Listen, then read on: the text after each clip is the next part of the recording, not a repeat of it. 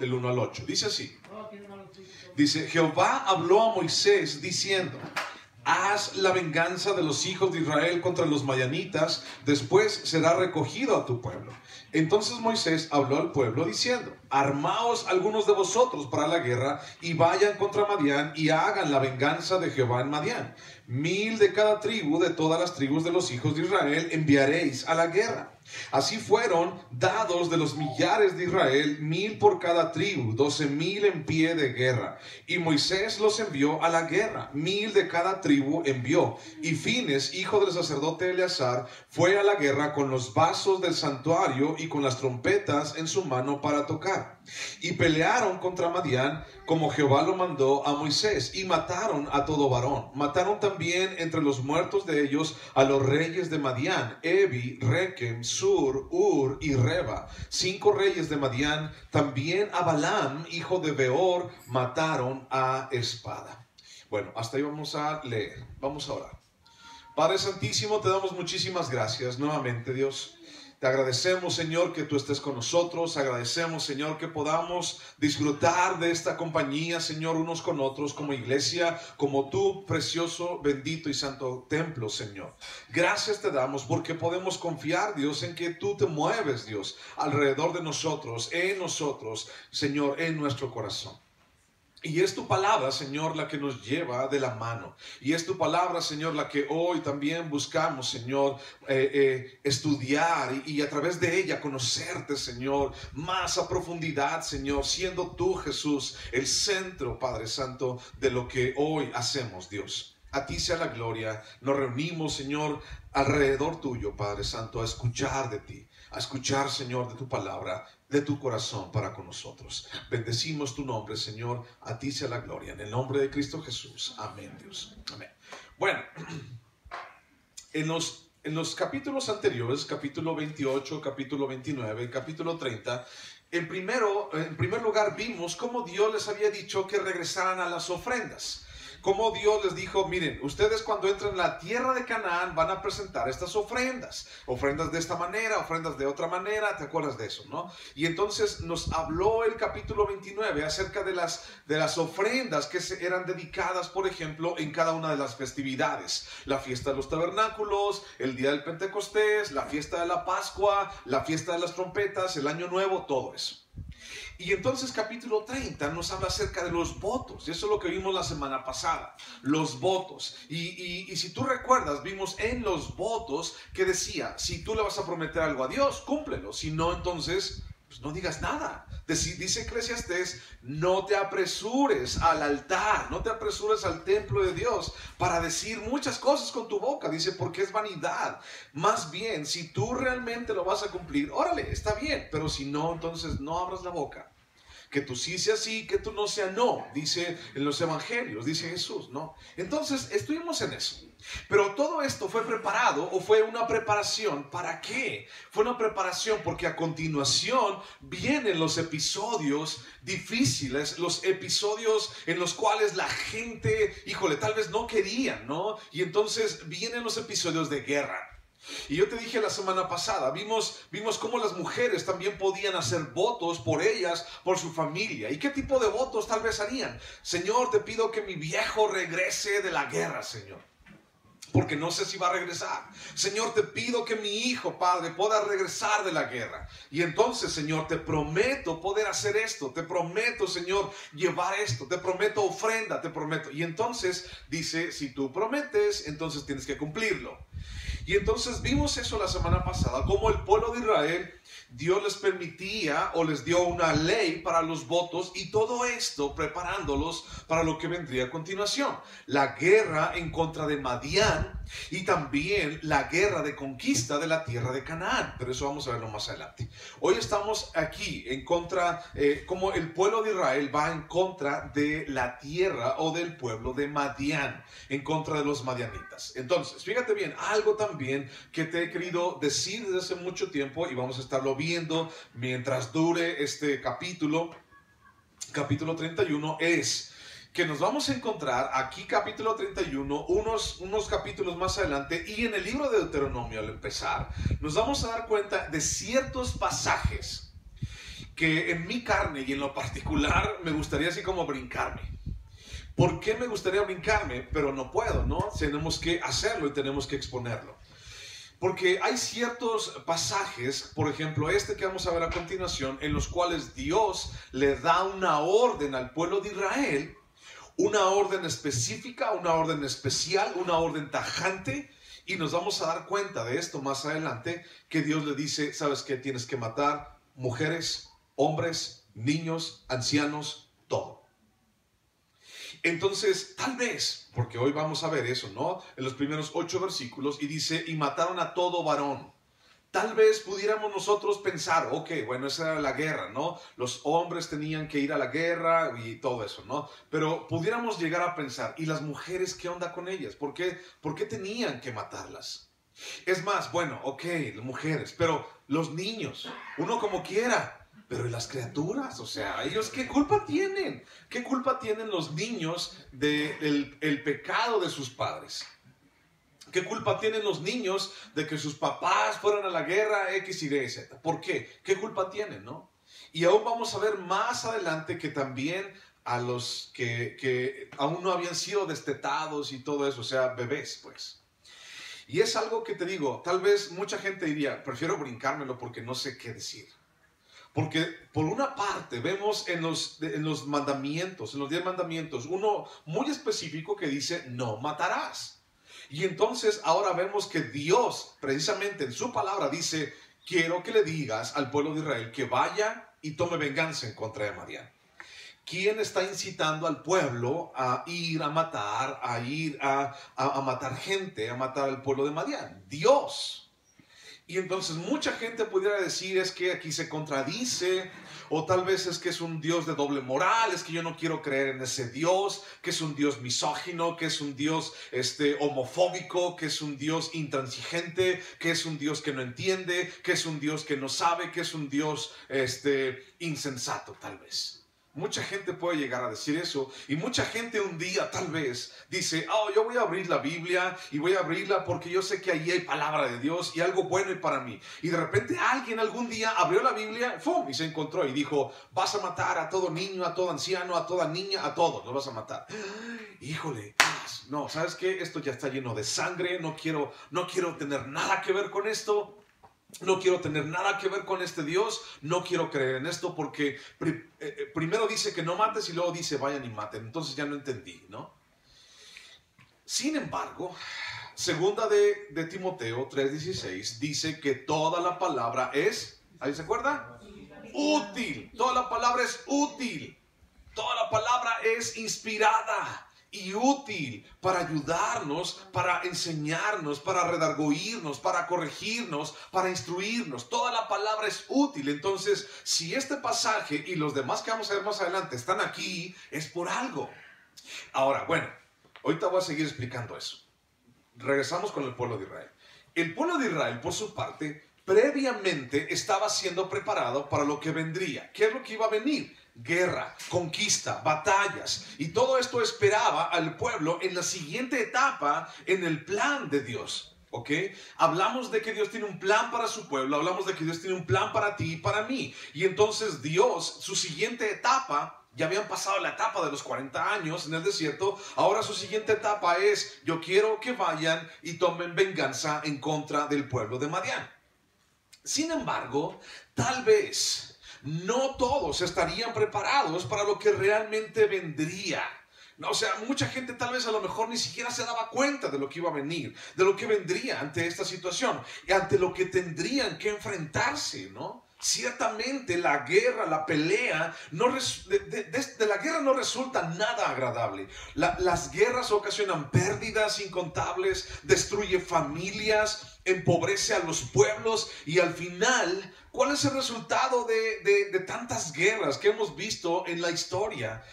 Solamente ha sido crueldad, muerte. Y bueno, y ahora hablando de eso, bajo ese contexto, pudiéramos decir, bueno, crueldad, muerte, ¿por qué Dios mandaría al pueblo de Israel a hacer guerra y a hacer venganza en contra del pueblo de Madián?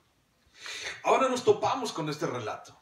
Pues ¿qué no? Dios es todo amor. Sí, sí, Dios es completamente amor. Y Dios te ama a ti y me ama a mí y nos abraza y nos apapacha y nos hace sentir amados y nos hace sentir parte de una familia grande, especial, y una familia que tiene una esperanza, que somos todos nosotros.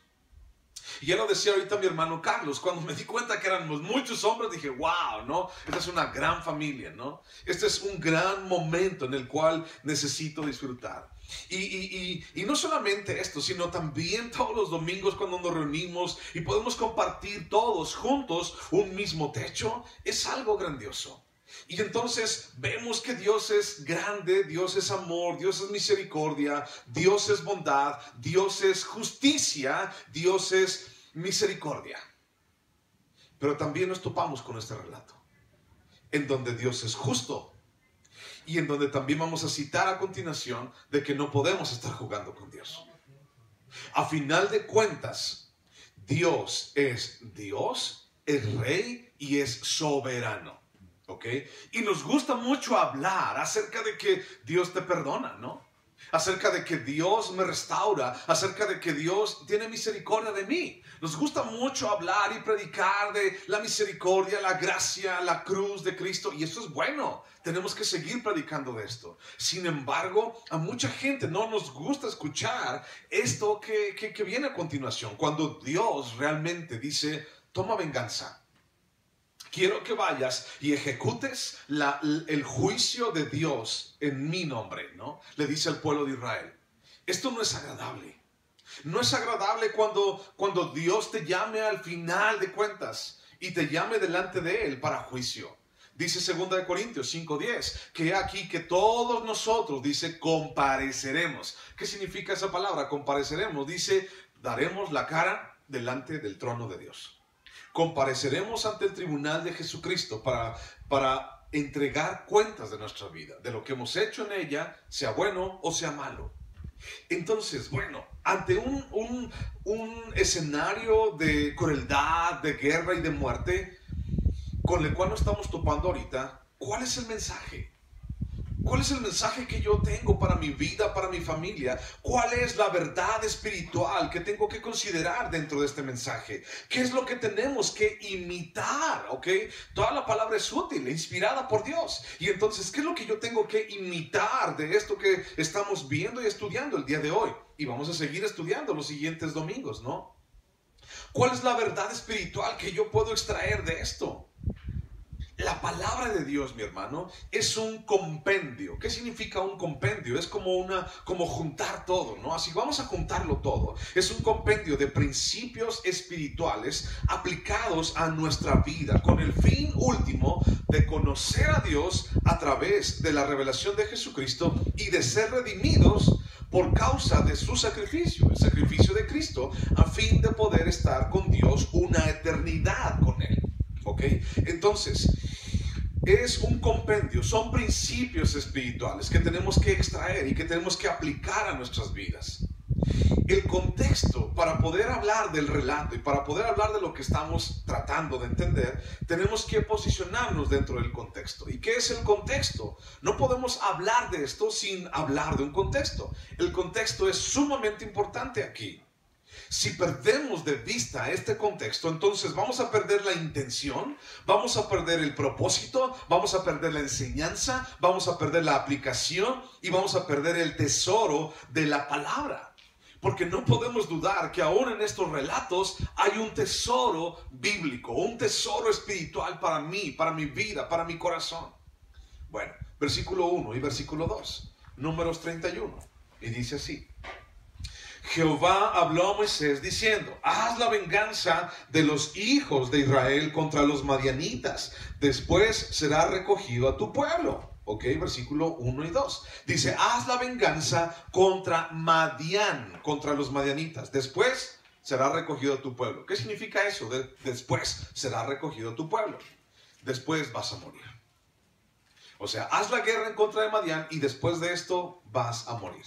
Dios le está anunciando a Moisés algo que iba a pasar. Ahora, Madián. Vamos a centrarnos la atención en Madián, en los madianitas. Bueno, Madián era un pueblo seminómada. ¿Qué significa eso? Que era seminómada, que de repente vivía yendo de un lugar a otro o de repente se establecía en un solo lugar. Entonces eran nómadas porque tenían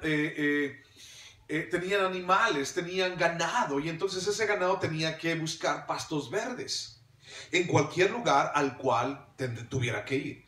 Entonces le dice, haz venganza contra Madián. Y entonces era un pueblo seminómada, vivía al este de Moab. Y la pregunta aquí sería, ¿por qué Dios estaba en contra de Madián? ¿Qué es lo que Dios tenía en su corazón y en su mente para decir, ve y haz venganza en contra de Madián? ¿Por qué Dios estaba en contra de Madián? O tal vez, ¿por qué Madián estaba en contra de Dios? ¿Te has puesto a pensar en eso también? Porque es muy fácil decir, ¿por qué Dios ejecutó tal juicio en contra de Madián? ¿Por qué fue tan cruel de esta manera? ¿Por qué Dios estaba en contra de Madián? Pero nunca nos ponemos a pensar del otro lado. ¿Qué es lo que Madián hizo? ¿Qué es lo que Madián estaba haciendo para ponerse en contra de Dios? Y entonces vamos a encontrar varias respuestas. Vamos a ver una historia, vamos a ver la historia del pueblo de Madián, vamos a ver diferentes versículos y vamos a ver de qué se trata este asunto de Madián. Vamos primero a Génesis capítulo 25. Génesis capítulo 25.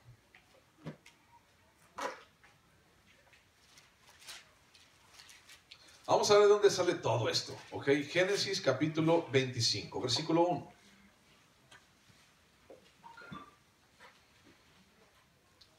Génesis 25, 1. ¿Lo tienes? Sí. Génesis 25, 1. Dice, Abraham tomó otra mujer cuyo nombre era Setura. Después de que su esposa Sara murió, Abraham tuvo más hijos. No solamente tuvo a Ismael y a Isaac, ¿ok? Ismael fue el hijo de la criada, ¿te acuerdas? Y este hombre Isaac, hijo de Agar, y este hombre Isaac, bueno, fue el hijo de Sara y de Abraham, el hijo de la promesa. Pero acuérdate de eso, Isaac fue el hijo de la promesa, fue realmente en quien Dios puso sus ojos. Sin embargo, a Abraham, después de que murió su mujer, ¿cuántos años tenía Abraham? O sea, piénsale, ¿cuántos años tenía Abraham cuando su mujer murió? Tenía 100 años Abraham cuando Dios le dio un hijo. ¿Te acuerdas de eso? Y entonces, ¿cuántos años pasaron para que su mujer muriera?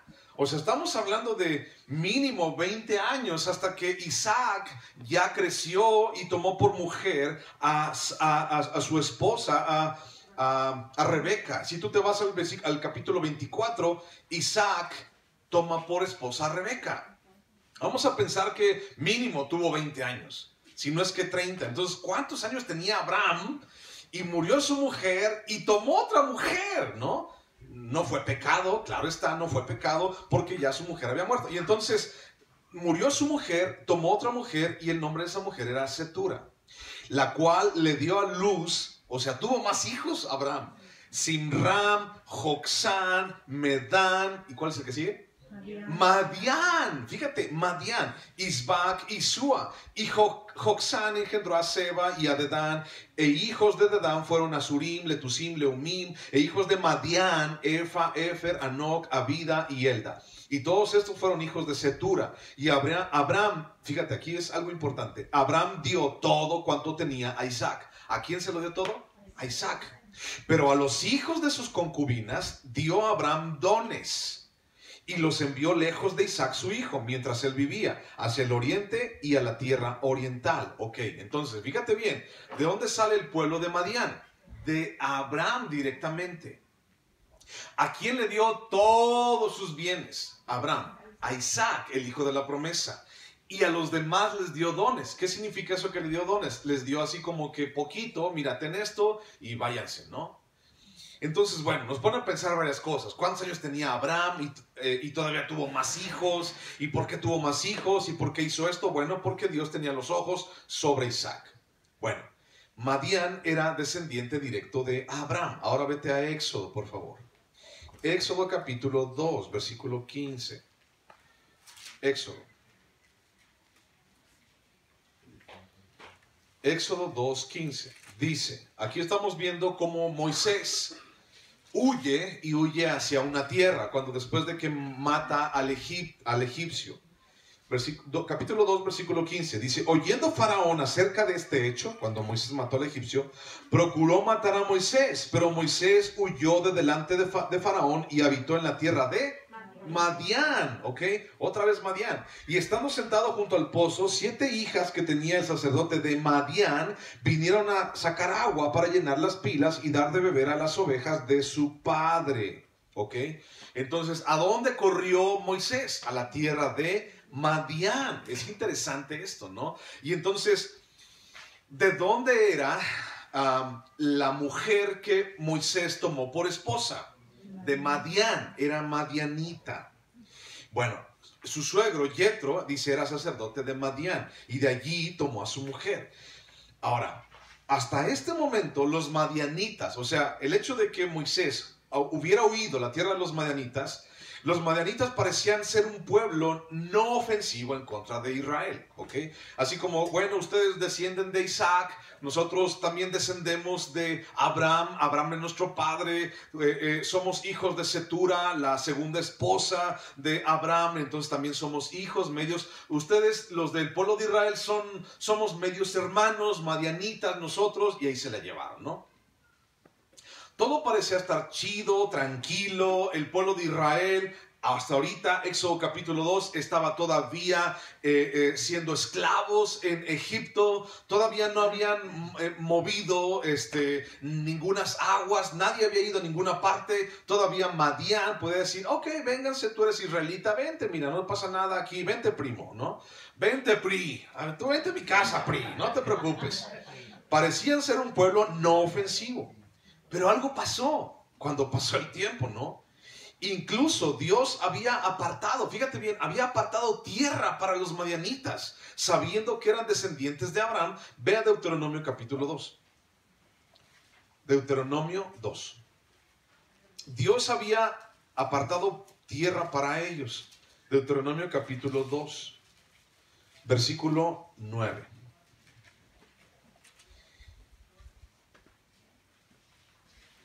Deuteronomio 2:9 dice: y Jehová me dijo, no molestes a Moab, ni te empeñes con ellos en guerra, porque no te daré posesión de su tierra, porque yo he dado a Ar por heredad a los hijos de Lot. Ahora me vas a preguntar, ¿estamos hablando de los madianitas o de los moabitas?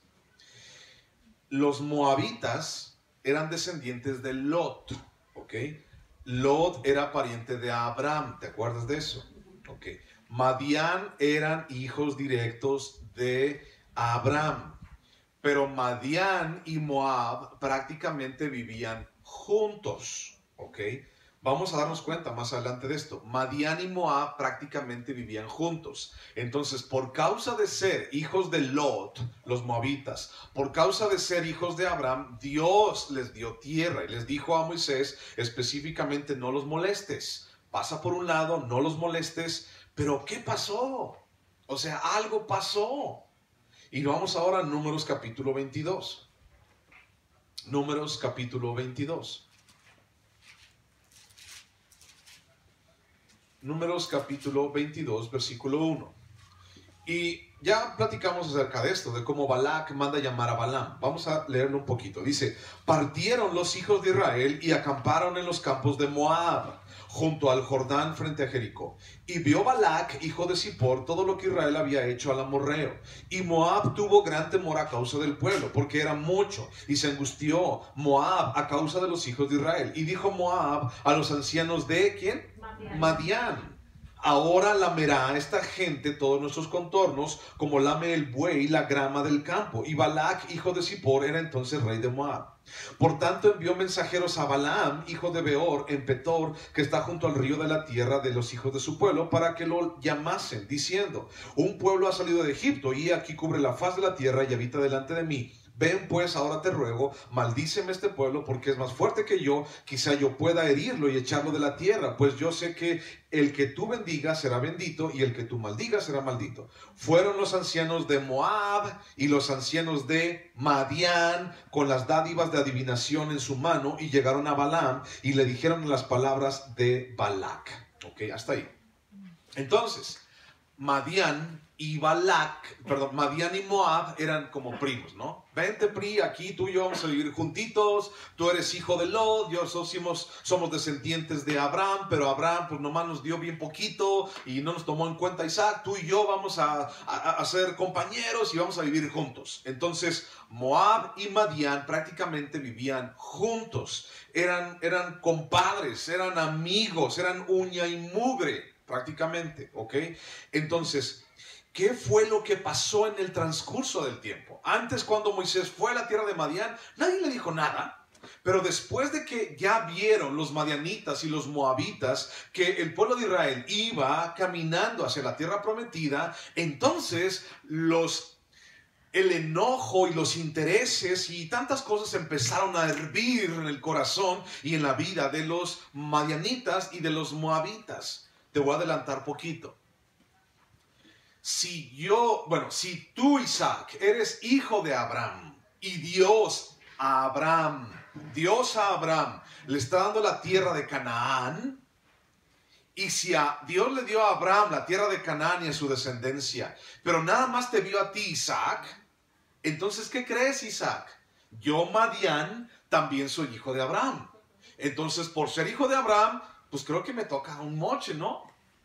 Entonces, cuando los madianitas empezaron a ver que el pueblo de Israel salió de Egipto hacia la tierra de Canaán para conquistar la tierra de Canaán que Dios le había prometido a Abraham, dijeron los madianitas, con que tú vas a ir allá, pues yo también, ¿por qué yo no? Y entonces esa ha sido una lucha igual con los descendientes de Ismael, ¿te acuerdas? Ismael fue el hijo de Agar, fue un hijo que Abraham tuvo tratando de ayudarle a Dios. Y entonces Ismael es el primogénito. ¿Te acuerdas de la primogenitura? Ismael es el primogénito, Isaac es el segundo, pero Isaac es el hijo de la promesa. Realmente Isaac era realmente el primogénito de Abraham en la promesa, no Ismael. Ismael son todos aquellos que son los musulmanes y los árabes. Y entonces, si tú te das cuenta, prendes la tele y ves las noticias de Medio Oriente, hay una lucha de esos cuates que hasta el día de hoy, o sea, ha persistido durante siglos y siglos y siglos y milenios. ¿Por qué? Por esto. Pues es que yo también soy hijo de Abraham. Y es que pues yo también merezco. Es que yo soy Isaac. Sí, tú eres Isaac también, pero yo también merezco. Y entonces nadie le había dicho nada a Israel hasta que los vieron pasar hacia la tierra prometida. En otras palabras, dicen por ahí en el rancho, ¿ves burro? Y se te antoja viaje. O sea, antes no, ¿verdad? O sea, antes no eras hijo, ahora sí, ya ves que voy a entrar a la tierra prometida y ahora sí te pones en mi contra. Algo pasó en el corazón de ellos. Apocalipsis capítulo 2, versículo 14. Y entonces fueron con Balaam, ya vimos ese episodio, vamos a leerlo nada más así muy rápido. Fueron con Balaam a que Balaam, el adivino, les echara conjuros, les echara las malas vibras para que el pueblo de Israel no hiciera la voluntad de Dios. Apocalipsis 2:14 dice: pero tengo unas pocas cosas contra ti, que tienes allí a los que retienen la doctrina de Balaam, que enseñaba a Balac, dice, fíjate bien, esto es importante porque lo vamos a citar más adelante. Enseñaba a Balac, el rey, a poner tropiezo ante los hijos de Israel, a comer de cosas sacrificadas a los ídolos y a cometer, ¿qué? Fornicación. ¿Te acuerdas lo que pasó después de que 1, 2, 3, 4 veces Balac contrató a Balaam para que maldijera al pueblo de Israel? ¿Te acuerdas qué fue lo que pasó? Sí. No pudo maldecirlo, solamente bendecirlo. Y entonces Balac le dijo, ¿sabes qué, Balaam? Regrésate a tu rancho, ya no te quiero. Pero realmente Balaam no se regresó, sino que se quedó con los madianitas y les dijo a los madianitas, tengo una idea. No puedo maldecirlos, tú no puedes vencerlos, pero ellos sí se pueden dar en la torre ellos solos. Y entonces ocurre el episodio donde las mujeres, ahorita lo vamos a leer, donde las mujeres de Madián van y seducen a los israelitas y les llevan a pecar con su dios Baal Peor. ¿Se acuerdan de todo ese episodio? Ya lo platicamos, ya, ¿ok? Algo pasó. Les tenían tirria a los israelitas. No querían que pasaran. Números capítulo 25. Ahí está atrásito. Números capítulo 25, versículo 1. Moraba Israel en Sittim, y el pueblo empezó a fornicar con las hijas de Moab, las cuales invitaban al pueblo a los sacrificios de sus dioses, y el pueblo comió y se inclinó a sus dioses. Así acudió el pueblo a Baal Peor, y el furor de Jehová se encendió contra Israel. ¿Qué fue lo que pasó? Hicieron una matadera de los principales jefes de Israel. Y eso no le gustó a Dios. Pero ¿quién fue el que incitó al pueblo de Israel? Aquí dice los moabitas, pero estaban allí, el PRI y el otro PRI, los madianitas, y estaban ahí juntos con ellos. Entonces los madianitas fueron culpables del doble crimen de idolatría y disolución de Israel.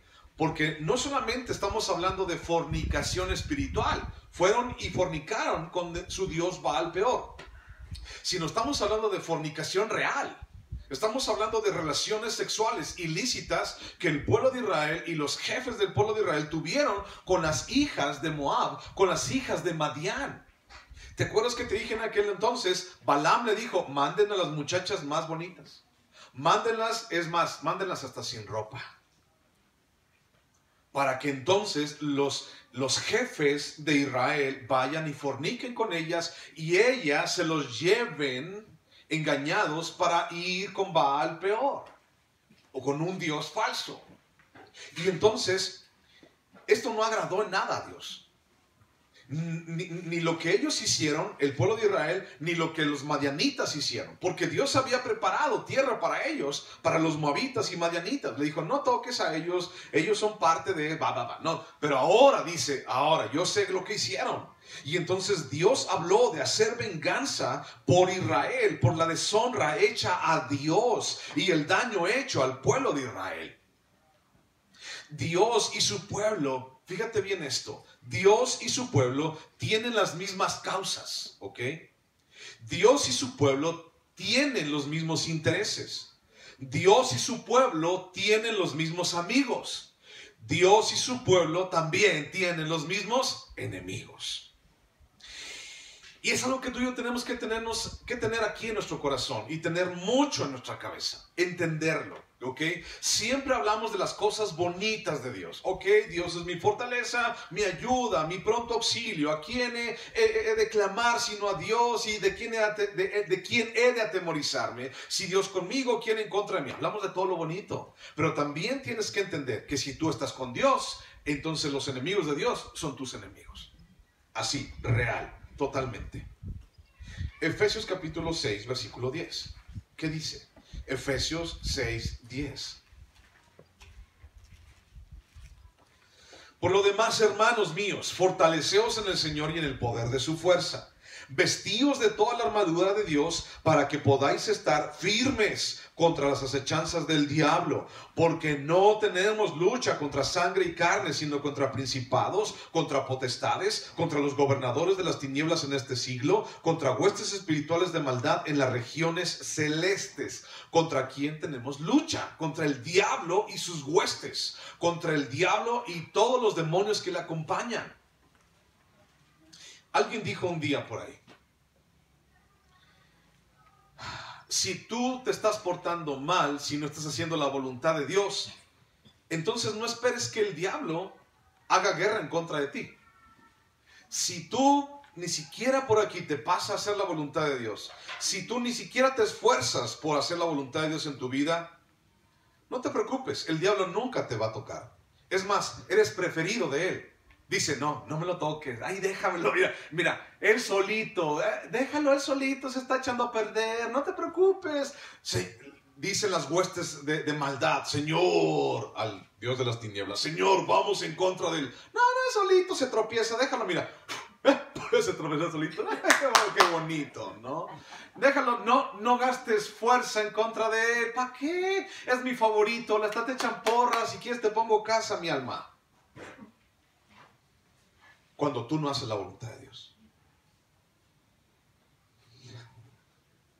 Pero si alguien hace la voluntad de Dios, espera el golpe, porque te van a dar un golpe. Y donde menos te lo imaginas. Si tú realmente estás tratando de caminar el camino que Dios tiene para tu vida, te van a desgreñar. Te van a hacer pasar por dificultad. Te van a hacer pasar por valle de sombra y de muerte. Créelo. Si estás con Dios, entonces los enemigos de Dios son tus enemigos. Y los míos también. No esperes que la vida cristiana sea todo tranquilo, todo bonito, todo miel sobre hojuelas, todo está chido, no pasa nada, todos estamos bien. Es más, he platicado con mi esposa y hemos llegado a la conclusión de que cuando las cosas están bien, así como que me da miedo, ¿no? Así como que, híjole, está todo bien. ¿Por dónde va a venir el golpe? Hay que estar al pendiente. Pero dice, fortaleceos en el Señor. Aun cuando andes en valle de sombra de muerte, dice Dios, yo no te voy a dejar. Él nunca dijo, no vas a pasar nunca por valle de sombra de muerte. No, dijo, aunque andes por allí, aunque pases por ahí, yo estoy contigo. No te preocupes, échale ganas. Fortaleceos en el Señor y en el poder de su fuerza. Yo estoy contigo. Yo sé que el diablo es cruel, es puerco, el diablo no respeta, yo sé, pero yo estoy contigo todos los días de tu vida, no te voy a dejar. Y lo dice el Salmo 91, el que habita el abrigo del Altísimo morará bajo la sombra del Omnipotente. Diré yo, esperanza mía, castillo mío, fortaleza mía. No hay problema. El problema es cuando tú y yo no salimos de la sombra del Omnipotente. Cuando tú y yo pensamos y creemos y nos hacemos los listos para decir, no pasa nada, me voy, adiós, me voy por mi propio camino. Voy a tomar mis propias decisiones. Voy a hacer lo que a mí se me pega la gana. Nadie puede venir y regir mi vida. Yo. Entonces, ten cuidado. Pero ten por cierto esto. Los que estamos con Dios tenemos las mismas causas que Dios. Los que estamos en Dios tenemos los mismos intereses que Dios tiene. Y tienes que cuestionarte eso en tu vida. ¿Tengo las mismas causas que Dios? ¿Tengo los mismos intereses que Dios? ¿Tengo los mismos amigos de Dios? ¿Tengo los mismos enemigos que Dios? Y si algo está fallando allí, tienes que echarle para atrás y tienes que sentarte y tienes que decir, algo está pasando, algo estoy haciendo mal. Segunda de Tesalonicenses, capítulo 2. Segunda Tesalonicenses, capítulo 2.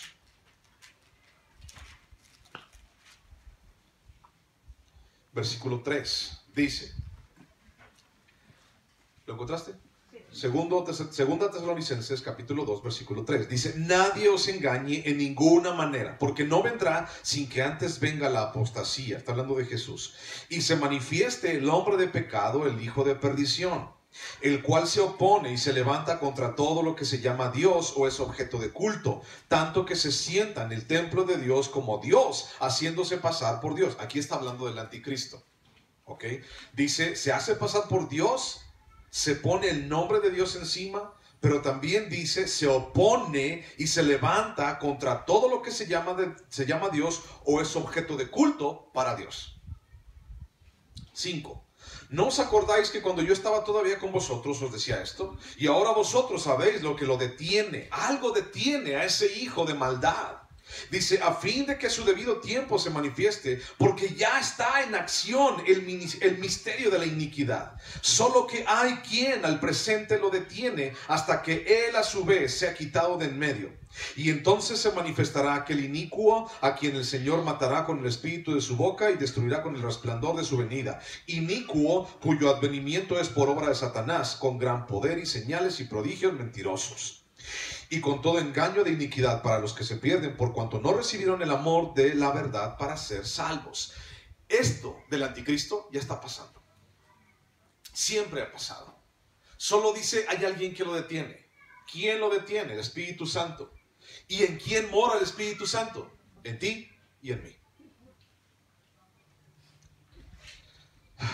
Cuando tú y yo buscamos hacer la voluntad de Dios, cuando tú y yo estamos orando por tu rancho, por tu colonia, por tu calle, por tus vecinos, por tu familia, por tu hijo que no llega, por tu esposo, por tu esposa, por la persona que vive está en tu trabajo, por los que viven enfrente de ti, cuando tú te atreves a orar, Señor, bendícelos, Señor, ayúdalos, Señor, que te conozcan. Cuando tú un día dices, te armas de valor y dices, voy a hablarles de Dios, voy a llevarles un folleto, no importa que me digan que soy aleluya, que soy fanático y que soy hermanito, no me importa. Y tú vas y le dices, estás librando una batalla. No sabes espiritualmente en dónde te estás metiendo.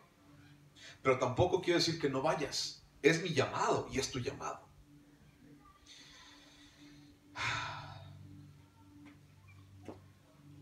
Cuando nosotros vinimos a radicar aquí como iglesia, nunca nos dimos cuenta de toda la maldad que habría alrededor de nosotros. Y prácticamente la gran cantidad de noticias de violencia que hemos escuchado en los últimos años, en los últimos meses, ¿dónde crees que han sido?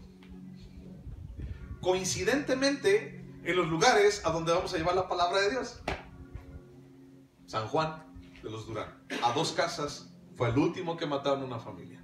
A 2 casas de donde vamos los sábados. El Cuello.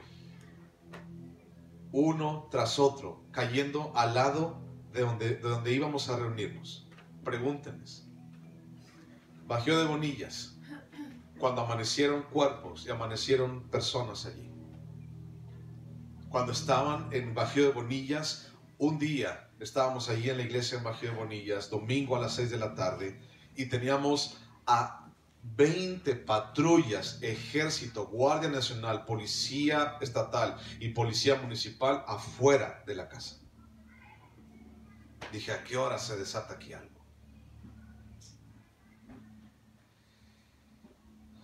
Cuando queremos hacer la voluntad de Dios, siempre va a haber oposición. Si tú quieres realmente caminar en el camino que Dios tiene para ti, espera el golpe. Y Dios no te está diciendo, yo nunca te dije que no iba a pasar. Dice, te voy a mandar como ovejas en medio de lobos. Pero no te preocupes, yo estoy con ustedes. Dice, y les doy mi paz. Dice, pero no una paz como el mundo la busca, sino una paz totalmente diferente. Una paz en medio de la tormenta. Y entonces, lo hayamos decidido o no, hayas decidido estar en una guerra o no, ya estás. O sea, no hay para dónde te hagas. Lo hayas decidido o no, ya estás en medio de una guerra espiritual. Al decidir estar con Dios, el enemigo de Dios es nuestro enemigo. Satanás es tu enemigo y no va a parar hasta verte totalmente destruido, inmovilizado, muerto y desanimado. Porque el diablo viene a matar, robar y destruir. Y el diablo anda como león rugiente buscando a quién devorar. Entonces, espéralo algún día. Y va a venir por un lado, va a venir por el otro, va a venir enfrente de ti o por atrás. ¿Quién sabe? Pero va a venir. Mientras estemos haciendo la voluntad de Dios, esto va a venir. Pero yo también sé que Dios está con nosotros y también está contigo. Entiende eso. El diablo no va a parar hasta destruirte, inmovilizarte, verte muerto o desanimado. Y te digo algo, por cierto, el diablo no está jugando. No está jugando a nada, o sea, no juega. Tú y yo podemos jugar al cristiano. Y de repente sí, de repente no. Ahora no tengo, ya no tengo ganas. Hoy sí tengo ganas de hacer la voluntad de Dios. Mañana no. El diablo no está jugando a destruirte. Versículo 3 de Números. Números 31:3. Entonces ya Dios dijo, bueno, vayan los hijos de Israel y tomen venganza en contra de Madián. Ya vimos quién era Madián, ya vimos qué onda había hecho Madián y las mujeres de Madián y los moabitas y todo ese asunto. Entonces vamos a ver el versículo 3, dice, entonces Moisés habló al pueblo diciendo, armaos algunos de vosotros para la guerra y vayan contra Madián y hagan la venganza de Jehová en Madián. 1000 de cada tribu, de todas las tribus de los hijos de Israel, enviaréis a la guerra. ¿Cuántos fueron en total? Si eran 12 tribus, 12,000. Así fueron dados de los millares de Israel, 1000 por cada tribu, 12,000 en pie de guerra. Y Moisés los envió a la guerra, 1000 de cada tribu envió. Y Fines, hijo del sacerdote Eleazar, fue a la guerra con los vasos del santuario y con las trompetas en su mano para tocar. Y pelearon contra Madián, como Jehová lo mandó a Moisés, y mataron a todo varón. Mataron también entre los muertos de ellos a los reyes de Madián, Evi, Rekem, Sur, Ur y Reba. 5 reyes de Madián, también a Balaam, hijo de Beor, mataron a espada. Bueno, vemos aquí que Dios dice, vayan, cada tribu va a dar 1000 hombres. Y los van a matar a todos los hombres. Y los mataron a todos los hombres de Madián. Y iba el sacerdote Fines con ellos. ¿Qué onda con el sacerdote Fines? Dice, llevaba los vasos sagrados y llevaba las trompetas. Pues, ¿qué iba a hacer? ¿O qué les iba a dar de comer? ¿Les iba a dar agua? ¿O qué? No. Al ir el sacerdote Madián, estaba llevando y haciéndole saber al pueblo de Israel que Dios en su presencia, por así decirlo, iba con ellos. Llevaba las trompetas para tocar las trompetas en medio de la guerra, para darles confianza, motivación y esperanza al pueblo de Israel en contra de sus enemigos, los madianitas.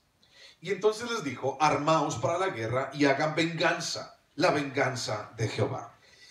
Esto me llama mucho la atención, la venganza de Jehová. Y déjame decirte algo, antes de seguir. Estrictamente, debemos basarnos en los tiempos, usos y costumbres de aquel entonces y en la orden directa y expresa de Dios para destruir a Madián. No podemos, tú y yo, como seres humanos, como hijos de Dios, no podemos tomar venganza por nosotros mismos y no podemos tampoco pretender nosotros ser el instrumento preferido de la venganza de Dios, ¿no? Como dicen por ahí. De Dios es la venganza, pero yo soy su instrumento preferido, ¿no? Sí, Señor, yo para esto fui llamado, Señor, para ejecutar tu venganza. No. Nada más dime con quién voy, dime a quién me ejecuto. No, tú no eres ese. Tenemos que estrictamente ponernos dentro de los usos y costumbres y el tiempo que Dios estableció aquí. Y también que Dios se los dijo expresamente, quiero que vayan y hagan esto. Tú y yo no podemos hacer eso. No podemos, ¿no? Y no podemos pretender hacer eso tampoco. Porque entonces ya tenemos una contraparte. Romanos capítulo 12. Romanos 12. Vamos a leer esto. Romanos 12. Versículo 14. Romanos 12, 14. ¿Ya lo tienes?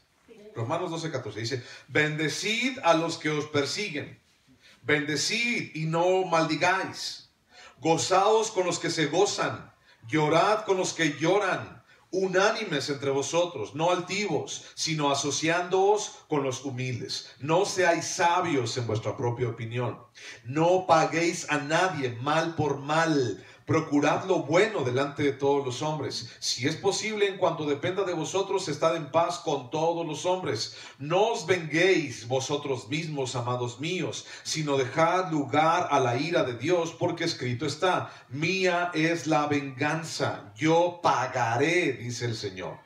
Así que si tu enemigo tuviere hambre, dale de comer. Si tuviere sed, dale de beber. Pues haciendo esto, ascuas de fuego amontonará sobre su cabeza. No seas vencido de lo malo, sino vence con el bien el mal. Vence con el bien el mal. Ahora tú y yo tenemos que vencer con el bien al mal.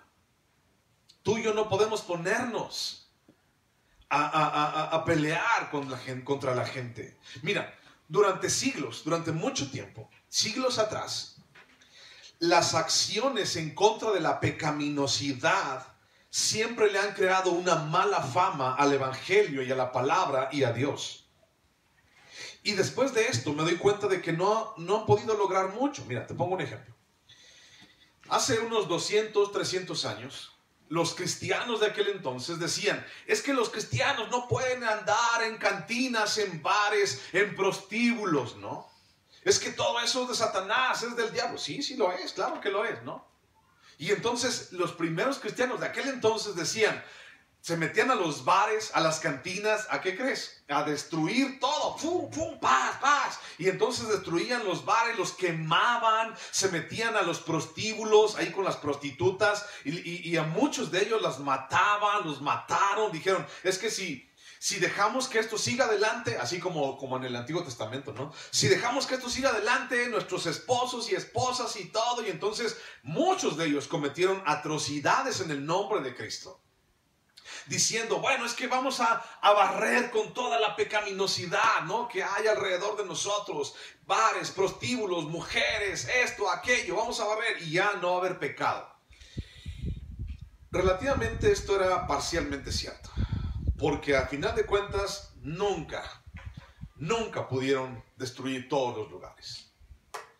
Hubo una situación en Estados Unidos hace prácticamente ya 100 años.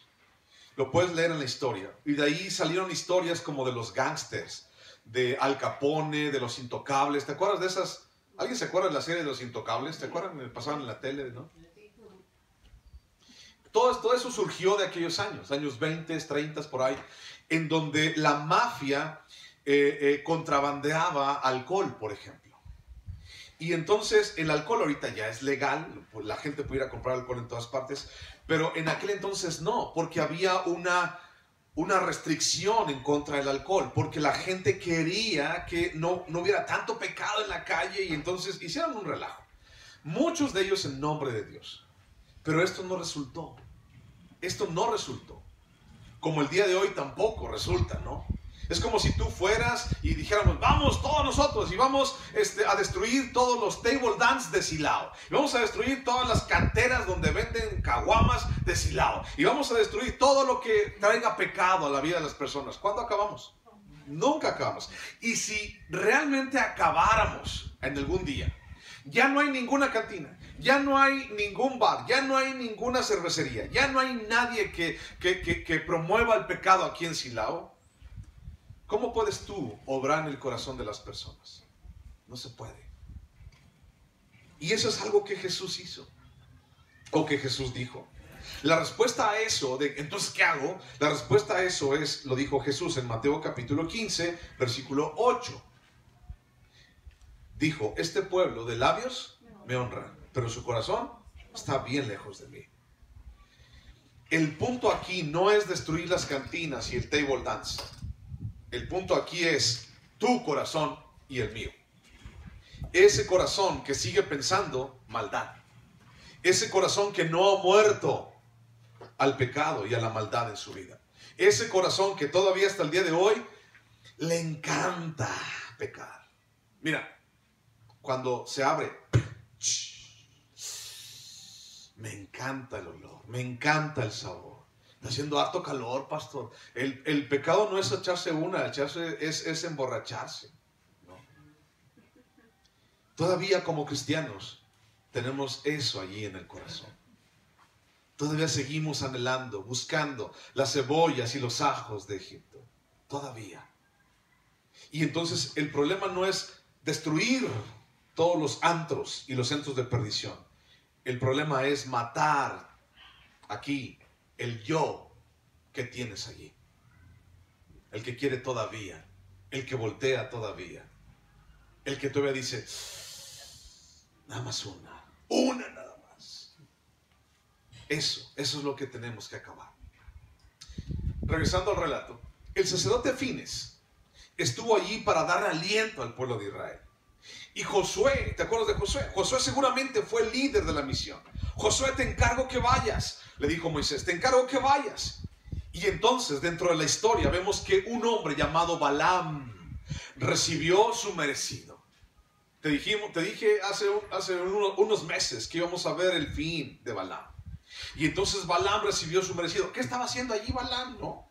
Balaam recibió su merecido. Los reyes fueron pasados a espada. ¡Fum! Entre ellos Sur, uno llamado Sur. ¿Alguien se acuerda quién era Sur? Sur era padre de Cosbi. ¿Quién era Cosbi? Cosbi era la mujer que pasearon. Un hombre llamado Simri paseó en medio de todo el pueblo de Israel, en medio del tabernáculo, hasta llevarla a esa mujer a su tienda. ¿Te acuerdas de esa historia? Sí. ¿Ok? Sur era el papá de Cosbi, de esa mujer que mataron ¡pum!, con una lanza. En la venganza sobre el pueblo madianita, cayó sobre todo el pueblo. Todos los hombres fueron pasados a espada y fue un juicio muy pesado sobre el pueblo de Madián. El juicio de Dios sobre un pueblo corrupto, vendido, vacío, idólatra, que conducía o que su conducta era atrozmente pecaminosa. Sobre Balaam, que tenía cierto conocimiento de la voluntad de Dios. ¿Te acuerdas que también platicamos de eso? Dios le dio a Balaam, aunque era un pecador y era un idólatra adivino, Dios le dijo a Balaam, no lo hagas. Es decir, Balaam conocía la voluntad de Dios. Balaam sabía la voluntad de Dios, pero no hizo la voluntad de Dios. Y al final de cuentas, la paga del pecado es muerte. Y algún día la muerte nos va a alcanzar. Sobre los reyes necios que nunca consultaron a Dios. Señor, somos de Madián, somos de Moab, ¿qué vas a hacer con nosotros? No, ustedes allí tranquilos, no va a pasar nada. Ah, gracias. Nunca consultaron a Dios. Más bien consultaron a Satanás y a los adivinos. Y ve y destruye a Israel porque les tenemos envidia a nuestros PRI. Les tenemos envidia porque ellos sí les van a dar la tierra prometida de Canaán. Ve y maldícelos. Porque nunca se dieron cuenta de que ellos ya tenían algo de parte de Dios. Nunca consultaron a Dios todos estos reyes necios y aún sobre el pueblo de Madián, que siguió los pasos de sus reyes, de sus deseos más bajos, de ir las mujeres a seducir al pueblo de Israel. O sea, era un relajo, fue un merequetengue del pueblo de Madián. La pregunta al principio fue, ¿por qué qué tenía Dios en contra de Madián? Esa fue la pregunta. Y la respuesta fue, más bien, vamos a voltearla. ¿Qué tenía Madián en contra de Dios? Y ahora la respuesta sería, ¿qué tenía Madián en contra de Dios? Todo. Todo. O sea, estaban mal el pueblo de Madián. Estaba mal el pueblo de Madián. Buscaban sus deseos más bajos. Y aquí nos damos cuenta de algo. Dios es justo. ¿Ok?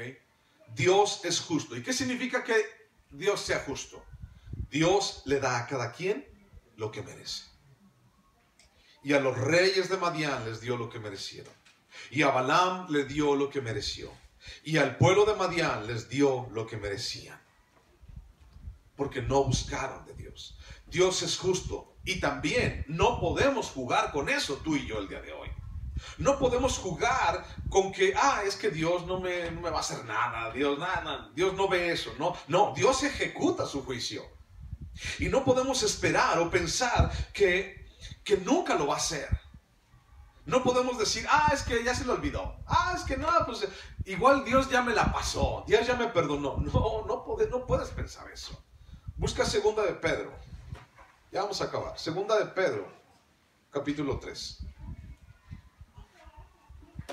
Segunda de Pedro, capítulo 3. Versículo 3. Segunda de Pedro 3:3. Dice, sabiendo primero esto, que en los postreros días vendrán burladores andando según sus propias concupiscencias. O sea, gente que va a andar en su propio pecado. Y diciendo, ¿dónde está la promesa de su advenimiento? Porque desde el día en que los padres durmieron, todas las cosas permanecen así como desde el principio de la creación. O sea, van a venir personas, o hay personas que dicen, ahí está, no quiere venir Jesús. Ahí está tú, cristiano, que andas diciendo que ya viene su segunda venida, que ya se viene, ya lo vemos. ¿Cuántas veces lo hemos dicho? Muchas veces. Y vendrán burladores, aún dentro de las iglesias, vendrán burladores que dirán, ahí está, nunca ha venido, ahí está. Yo me voy a seguir portando mal porque nunca va a venir. Versículo 5. Estos ignoran voluntariamente que en el tiempo antiguo fueron hechos por la palabra de Dios los cielos y también la tierra, que proviene del agua y por el agua subsiste, por lo cual el mundo de entonces pereció anegado en agua. Pero los cielos y la tierra que existen ahora están reservados por la misma palabra, guardados para el fuego en el día del juicio y de la perdición de los hombres impíos. Mas, oh amados, no ignoréis esto, que para con el Señor un día es como 1000 años y 1000 años como un día. El Señor no retarda su promesa, según algunos la tienen por tardanza, sino que es paciente para con nosotros, no queriendo que ninguno perezca, sino que todos procedan ¿a qué? Al arrepentimiento. Versículo 15, bríncate el 15, dice, y tened entendido que la paciencia de nuestro Señor es para salvación, como también nuestro amado hermano Pablo, según la sabiduría que le ha sido dada, os ha escrito. Dios es paciente, sí. ¿Para qué es esa paciencia? Para salvación. Quiere que todos se arrepientan. Y ahora las preguntas para finalizar es, si ya escuchaste esto, piensa, ¿qué tengo que cambiar en mi vida? 1. ¿Qué tengo que cambiar? 2. ¿Qué tengo que transformar de mi corazón que aún no ha sido transformado? ¿Qué tengo que transformar? 3. ¿Qué debo entregar antes de que sea demasiado tarde, como el pueblo de Madián? ¿Qué debo entregar a Dios? Siguiente pregunta. ¿Qué tan fácil nos sería ser a nosotros los ejecutores? Imagínate, ser el pueblo de Israel. Tienes que ir a matar, tienes que ir a descabechar a todos ellos. Ah, sí, yo le entro, órale, va. Si pudiéramos decir eso, ay, sí, yo voy, no, yo me apunto. ¿Quién se apunta para ir a repartir folletos? No. ¿Quién se apunta para ir a hacerme un paro con uno que me está diciendo, me está echando bronca? Yo, pastor, ya soy re bueno, mire. Harto, mira, a ver, tú nomás dime a quién, Y lo digo porque los he visto y los conozco. No, hombre, nomás que no me digan, no, tú dime, tú nomás dime, así como, tú dime que vaya, yo voy. Vamos a repartir folletos. Ay, no tengo ganas. Vamos al evangelismo. Ay, no. Vamos a la conferencia de hombres. Ay, ¿qué crees? Que voy a ver a mi mamá. ¿Qué tan fácil nos sería a nosotros ser ejecutores? Yo creo que muy fácil. Y si lo es, si es fácil, si tú eres de esos, no así como que, órale, tú dime, ¿para dónde voy? Tú nomás dime, pastor. Si tú fueras de esos, ejecutor, así como yo soy parte de esa venganza, yo soy el instrumento preferido de Dios. Si tú fueras, ¿por qué no lo haces para ti mismo? Ve a cortar cabezas, Simón, yo voy. Ve y córtate tú mismo la cabeza.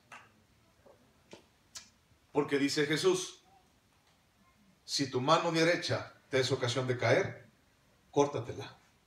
Porque es mejor que entres sin un brazo al reino de los cielos a que no entres.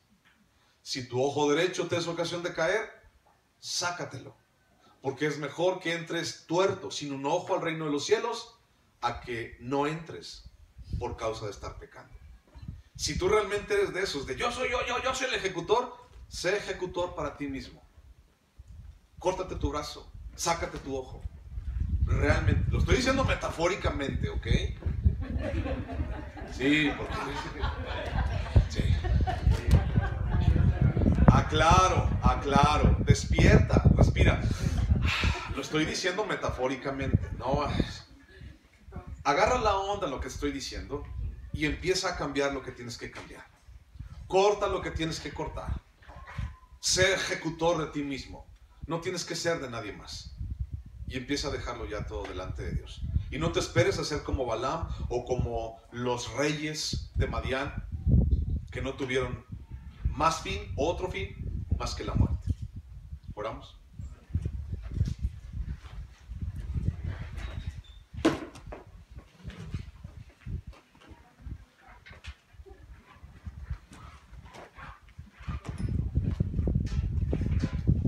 Señor Jesús, estando hoy delante de ti, Jesús, queremos tan solo llevar nuestra vida, llevar nuestro corazón. Llevar, Señor, lo que somos delante de tu presencia. Decirte, Señor, no hay nadie como tú. Y mira, Señor, que no somos competentes por nosotros mismos. Lo que somos por ti. Y hoy, Señor, tan solo queremos llevar nuestra vida delante de tu presencia. Señor, ayúdanos a ser valientes y hacer, Señor, lo que tenemos que hacer. construir nuestra vida delante de ti, en tu presencia.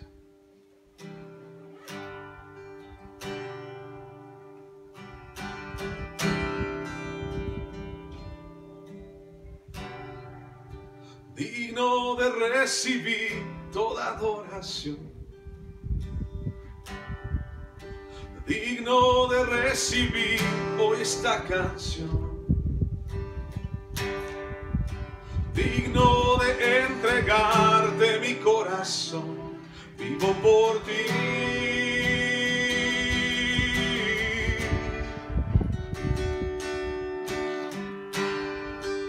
Cristo Jesús, no hay otro nombre igual.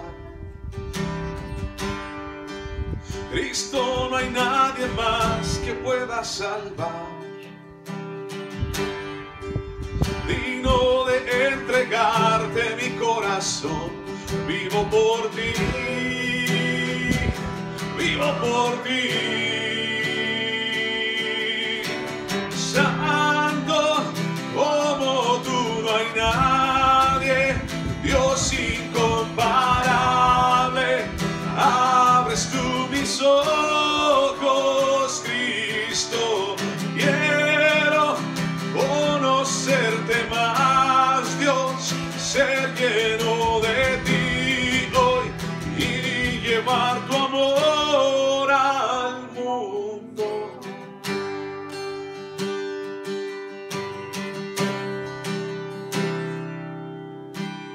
Construiré mi vida en tu amor, allí estoy seguro, mi confianza está en ti, Señor, y no seré movido.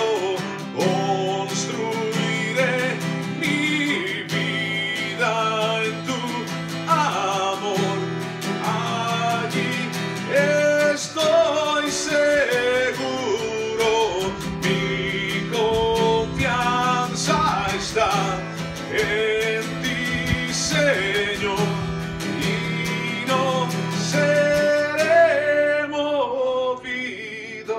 Santo como tú no hay nadie, Dios incomparable, abres tú mis ojos, Cristo, quiero conocerte más, Dios, ser lleno de ti hoy y llevar tu amor al mundo.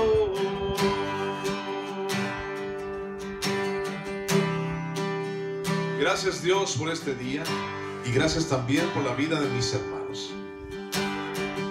Bendice sus corazones, Señor, y ayúdanos a hacer tu voluntad cada día. Ayúdanos, Señor, a ser realmente, Dios, ejecutores de tu verdad y de tus caminos en nuestras vidas. Bendice a tu preciosa iglesia una y otra vez, Señor, te lo pido en el nombre de Cristo Jesús. Amén, Señor. Amén. Gracias por estar aquí. Que Dios te bendiga enormemente. Que Dios te guarde, que Dios te abrace cada día. Que Dios sea tu luz y tu fortaleza. Gracias por venir hasta acá. Un abrazo para todos. Gracias.